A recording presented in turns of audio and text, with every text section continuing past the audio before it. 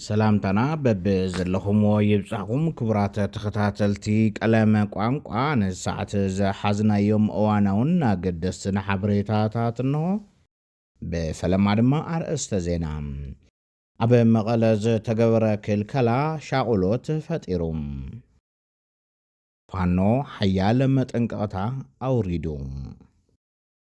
ኣብ መንጎ ወጥሪ ኢትዮ ኤርትራ ሓዱሽ ሓበሬታ ወፅዩ። ኩናት ኢራን ኣያሃድእን ተባሂሉ። ዘስማዕናኩም ኣርእስተ ዜናታት ነይሮም። ናብ ዝርዝር ክንሰግር። ትማሊ ንግሆ ካብ መቐለ ናብ ኣዲስ ኣበባ ብኽልተ ባሳት ማለት እውን ብዓባይ ባስን ጊዮን ባስን ዝጓዓዙ ዝነበሩ ተሳፈርቲ ክምለሱ ተገይሮም።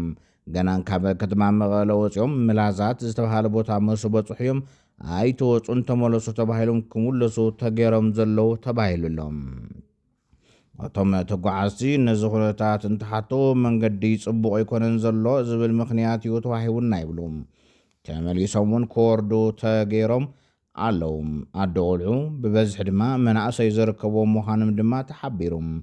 ኣብ መውፅእ ቦታታት ኬላታት ተጠናኺሮም ይቕፅሉ ከም ዘለዉ እውን ተፈሊጡ። ምንቅስቓስ ፋኖ ኣምሓራ ኣፍብን ኣብ ልዕሊ ተሳተፍቲ መረፃ ስጉምቲ ከም ዝወስድ ኣጠንቂቖም።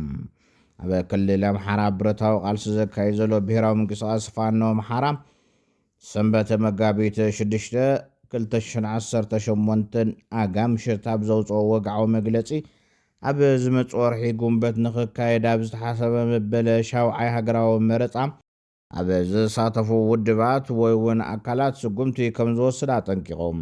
እቲ ምንቅስቓስ ኣብዚ ሕዚ እዋን ኣብ ክልል ኣምሓራ ይኹን ኣብ ካልኦት ክልላት እታ ሃገር ዘሎ ፀገም ፀጥታን ኩናትን መረፃ ንኽካየድ ኣይፍቅድን ክብል ዝገልጸ ኮይኑ በዝን ብዝጠቐሶም ካልኦት ምኽንያታትን ናይ ፖለቲካ ውድባት መንግስቲ ካብ ዘካይዶ መረፃ ዓርሶም ከግልሉ ሓቲቱሎም። ነፃ ውዒት ሸለል ብምባል ናብ ጎኒ ብምግዳፍ ኣብ መስርሕቲ መረፃ ተሓባበርቲ ዝኾኑ ውድባት እቲ ምንቅስቓስ ምስ መንግስቲ መዓረ ከም ዝቃለሶም ዝሓበረ ኮይኑ ነቲ ፃውዒት ብምትሕላፍ ኣብ መስርሕቲ መረፃ ካብ ዘተሓባበሩን ምስ ፀላእ ተሰሊፎም ኢሉ ከም ዝፍርጆምን ስጉምቲ ንክወስድ ንሰራዊት ትእዛዝ ከም ዘመሓላለፈን እውን ኣብቲ መግለፂ ኣመላኺቱሎም። ክሳብ ሕዚ እቲ ጉዳይ ካብ ሃገራዊ ቦርድ መረፃ ኢትዮጵያ ዝቐረበ ምላሽ እኳ እንተዘይሃለወ እቲ ቦርድ ብምኽንያት ፀገም ፀጥታ ምርጫ ዘይካየደሉ ኣብ ትግራይ ጥራሕ ምዃኑ ኣቐዲሙ ምፍላጡ ዝዝከር እዩ። ኣብ ወርሒ መጋቢት 2026 ኣብ መንጎ ኤርትራን ኢትዮጵያን ዘሎ ዝምድና ናብ ዝለዓለ ደረጃ ወጥሪ ዓሪጉ ይርከብ። ብፍላይ ኢትዮጵያ ብወደብ ዓሰብ ኣቢላ ናብ ቀይሕ ባሕሪ ቀጥታዊ ኣፍ ደገ ንምርካብ ዘለዋ ጽኑዕ ድሌት ነቲ ምስሓብ መሊሱ ኣጋዲድዎሎም። ክልቴን ሃገራት ሰራዊትን ናብ ደቡብ የጸግዓ ከም ዘለዋ ዝሕብሩ ጸብጻባት ይወፁ ኣለዉ። መንግስቲ ኢትዮጵያ ኤርትራ መሬተይ ሒዛ ኣላ ክብል ክኸስስ ከሎ ኤርትራ ብወገና ነቲ ክሲ ትነጽጎላ።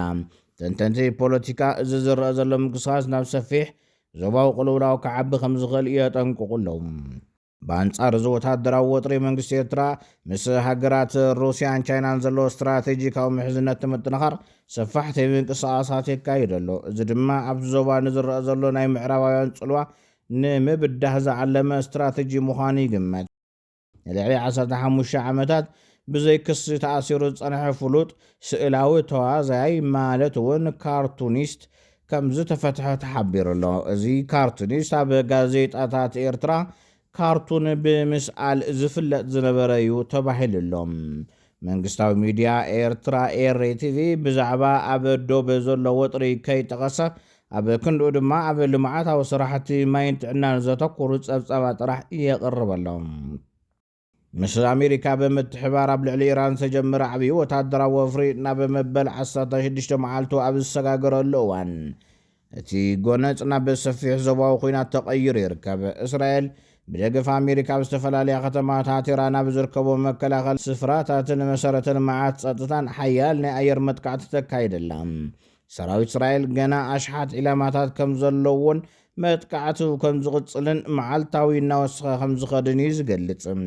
በአንጻር እዚ ካብ ኢራንን ሊባኖስን ዝተወንጨፉ ብርክት ዝበሉ ሚሳይላትን ሮኬታትን ማእኸላይ እስራኤል ቴል ኣቪቭ ሓዊሱ ዝተፈላለየ ከባብታት ወቂዕሎም ኢራን ኣብዚ ናይ መወዳእታ ዙር መጥቃዕታ ሃይፐርሶኒክን ሲጅልን ዝተባሃሉ ዝማዕበሉ ፕላስቲክ ሚሳይላት ከም ዝተጠቐመት ተሓቢሩ ኣብ ግንባር ሊባኖስ እስራኤል ንደቡብ ሊባኖስ ብዙሕ ክትወቅዕ ከም ዘላን ሂዝቦላ ብወገኑ ድማ ሓያል ናይ ሮኬት መጥቃዕቲ ይገብረሎም ኣብ ሊባኖስ ብሰንኪ እቲ ኩናት ዝሞቱ ሰባት ቁፅሪ 850 በፅሑ ከም ዘሎን እስራኤል ናብ መሬት ሊባኖስ ንምእታው ወታደራዊ ምድላዋት ትገብር ከም ዘላን ይግለጸሎም እቲ ጎነፅ እናሰፍሐ ብምኻዱ ኣብ ሕቡራት ዓረብ ኤምሬትን ዱባይን ናይ ነዳዲ ትካላት ናይ ድሮን መጥቃዕቲ ተፈጺሙ እዩ ብምኽንያት እቲ መተሓላለፊ ባሕሪ ሆርሙዝ ተፈጢሩ ዘሎ ወጥሪ ድማ ዋጋ ነዳዲ ኣብ ዓለም ለኸ ዕዳጋ ኣዝዩ ወሲኹ ይርከብ ትራምፕ መሓዙት ሃገራት ነቲ ናይ ባሕሪ መስመር ንምሕላው ንኽተሓባበሩ ፀውዒሎ ኢራን ብሰንኪ መጥቃዕቲ ልዕሊ 42,000 ሲቪል ትካላት ከም ዝዓነወን ኣማይ ሰባት ከም ዝሞቱን ትገልጽ ኣላ ኣብዚ ሕዚ እዋን ክልቲኦም ወገናት ነቲ ኩናት ኣድላይ ክሳብ ዝኾነ ግዜ ከም ዝቕፅል ይገልጹ ስለ ዘለው እቲ ወጥሪ ዝሃድአሉ ምልክት ኣይተረኣየን ክቡራት ተኸታተልቲ ቀለም ቋንቋ ነሳዕ ዝሓዝናልኩም ሓበሬታታት ነዞም ተኸታተልኩሞም ይመስሉ ነይሮም ሰላም